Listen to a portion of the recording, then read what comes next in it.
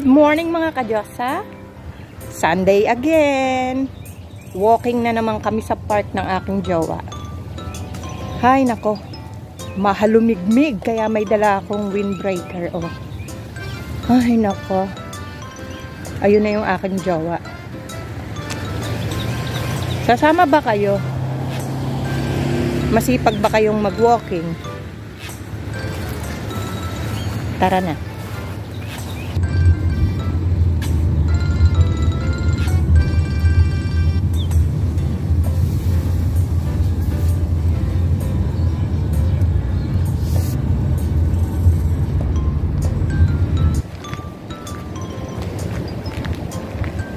Nandito na kami sa aming favorite na park ni Jowa. Ay! Ang luwag ng aking pantalon. Grabe na i-attach. Let's go, Jowa! Bye-bye!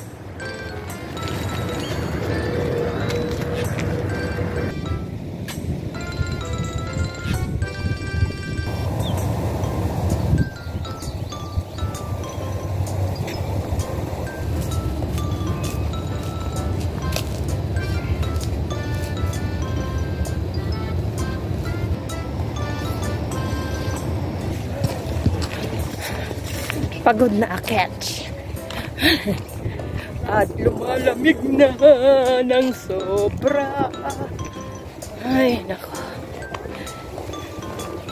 At dahil Sunday again, hindi kami uuwi agad. Pupunta kami ng Walmart. Alam nyo naman ang aming buhay magjowa. Pagkagaling ng walking, nauuwi kami sa pag-grocery. Ay ano pang gagawin namin sa aming buhay, 'di ba? Pag lagi kami nasa loob ng bahay, baka kami tumanda ng mabilis. Kaya mag-spend ng konting datong sa Walmart. Sasama ba kayo? May sarili ba kayong pera? Kung wala, manahimik kayo sa inyong mga tahanan. At ang aking jowa ay humiwalay sa akin. Dahil nagsoli na naman siya ng mga items na hindi niya gusto. Pagkatapos naming makuha ang aming mga gustong bilhin, ayan, siya ang magbabayan. At ako, pupunta ako sa Michaels. Bibili ako ng beads. Sasama ba kayo? Ay nako, hindi pwede. Tuwan-tuwa na naman. O, tingnan nyo. Meron kasi akong pa-order. Kailangan kong bumili ng kulay na gusto niya. Ang saya.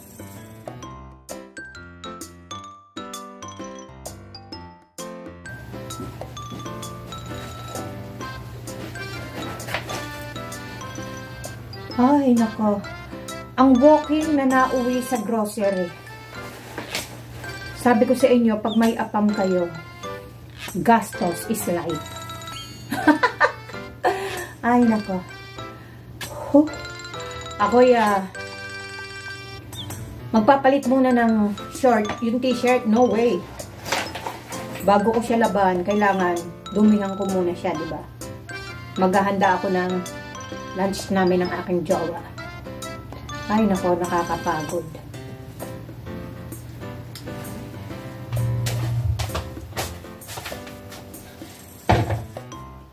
Tatlong bags na naman ang aming dala.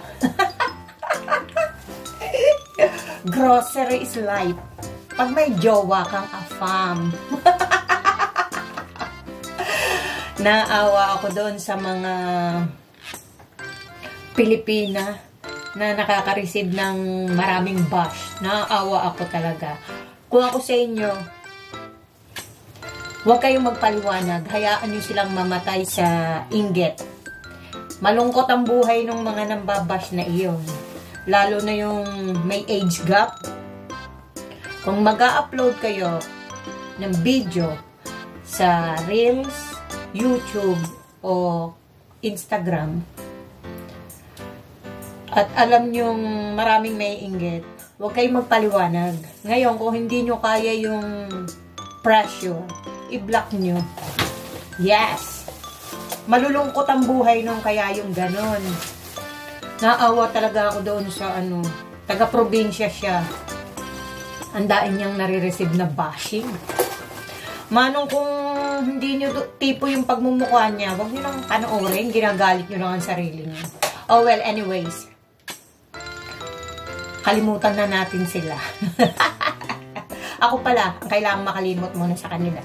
Papakita ko sa inyo kung ano na naman ang aming nabili. Ay, nako, talagang yung walking niya yung pahamak. Eh, sabi ni Jowa, pagka walking, magbabalik nga siya ng item sa Staples. Order kasi ng order, tapos hindi naman magugustuhan. And then, nagbalik pa siya ng item pa sa Walmart. Eh, pinabayaan niya akong mag-walking doon. Eh, di napag-grocery na naman. Umahaba na. Masaya naman siya. Nakabili siya ng, yaran, nauta lang aking dila. Ayan, talaga siya, mahilig sa sweets. Broccoli. Bell pepper. May kwento itong, ay kala, nauutang talaga. May kwento itong bell pepper. May nakasabay akong lalaki na bumibili ng bell pepper. Eh, naghahanap siya ng 3 kulay. Ang hinahanap niya, pula, orange, at yellow. Eh, minsan nakikita niya, isang pula, 2 yellow. O, isang pula, 2 orange. Ang gusto niya pala, 3 ang kulay sa isang plastic. Pinagahagis niya. Inutusan daw siya ng asawa niya at yun ang panakukuha sa kanya. Ay, imposible nga naman eh. Minsan 3 ang pula, 1 yellow. Galit na galit, pinag-ahagis yung bell pepper. Buti walang nakakaigka sa kanya, ako lang. Tomato. Alam nyo, kaya ako bumibili ng tomato ngayon. Hindi ako nagtanim. Yes, naiinis ako sa weather. Kasi yung kangkong ko, ang dami kong kwento talaga. Yung kangkong ko, sa tuwing malamig, humahapay, sobra lamig. Tapos nagtanim ako ng, nagpunla ako ng tomato na matay. Kaya sabi ko, hindi na ako magtatanim muna ngayong summer. Ang tinanim ko lang, bok choy. Ayun, naani ko na. Hindi ko na pinakita sa inyo. Naiingit lang kayo. Oh, bumili na naman siya ng sandwich niya. Mahilig talaga siya dyan. At syempre, bumili ako ng mangga. Ay! Bongga. At ito, tumutulo. Bumili kami ng 2 buong chicken sa Walmart. Malalaki yan. Nilagay na nga sa 2 plastic eh. Kumatas pa rin, oh. Ay, nako. And then, repolyo. Etong repolyo, hindi ko to binili. May kwento rin to. Nung pauwi na kami galing sa park, may nakita ako sa damuhan. Ito yung pinaka-crown niya. Sabi ko, parang siyang cabbage, ano kaya ay broccoli. Makinig kayo, kwento ko to. Pinuntahan ko, ang laking cabbage. Tinanggal ko lang yung unahan kasi kinakain na siya ng mga insect. Siyempre, sa laki nito, sabi ko, ang mahal-mahal ng cabbage eh. Kukunin ko yan. Kaya, kinuha ko, tinanggal ko yung, siguro mga 5 cover. Yun ang natanggal ko kasi ang laki. Tinira ko lang yung, maganda pa yung dahon.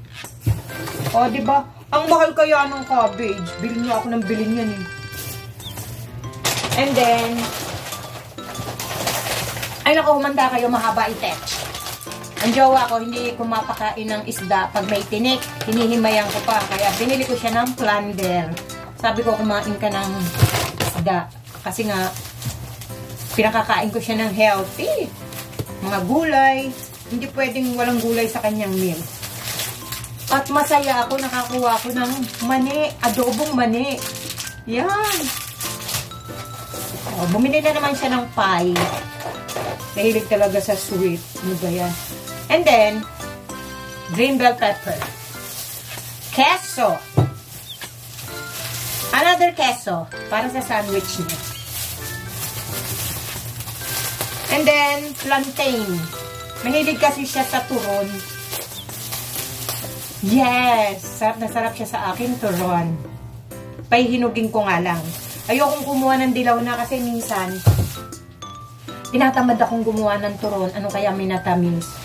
Or pinirito, natatagalan, masyadong nahihinog. Kaya, berde ang kinukuha ko. And then, ang pinaka-the best, pork shank. Ano ba? Pork shoulder pala, hindi pala shank. Shank. Shank tuloy. Hindi pala shrek. Shank. Pero itong nabili ko ay pork shoulder. Yes. Namimiss ko ng mag-adobo. Ay, nako. Ako ay magkukuking muna ng mashed potato. Magkukuking. Gagawa. Tama nga, cooking nga. Diba niluluto naman ang mashed potatoes? And then, magsusutay lang ako ng green beans and broccoli sa butter and garlic para sa aking jowa. Ako, salad. And chicken. Yay! Magluto na rin kayo. Huwag kayong nood ng nood sa akin.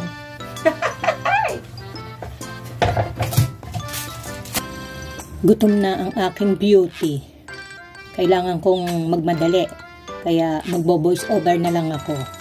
Buti na lang napakiusapan ko ang aking jowa na hawakan ang aking camera. Diba? Ang galing niyang posing ng camera pag nasa mode. Pinagluto ko naman siya ng gusto niya. Tingnan niyo naman, so yummy. At ayan ang para sa akin. Diba? Busog na naman ang aking kagandahan. Makikikain ba kayo? Hindi pwede. Ay, nako. Makatapos ang mahabang araw namin sa labas, paghugas ng pinggan, inaantok ako.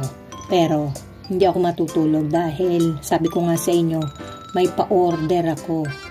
4, nirarush ko kasi marami akong order. Isinisingit ko siya kasi magaling siyang customer, magaling siyang magbayad. Wala akong problema sa kanya. Kaya kasi hodang iwan ko yung ibang order ko dahil sa kanya, sureball na ang bayad sa akin. Diba? Kung sino yung magaling magbayad, doon ako. At syempre, alas 10 na ng gabi. Tingnan nyo na itsura ko, mukhang puyat na matching. Inaantok na ako. Pero, hindi pa ako pwedeng matulog. Kailangan ko munang suklayin ang aking magandang buhok. Dahil, pag walang suklay yan, kinabukasan, para akong bruha. Yes, tiis-tiis ganda. Ayaw ko namang ipagupit dahil natatakot ako baka ako'y multuhin ng aking tatay kasi gusto niya mahaba ang buhok ko.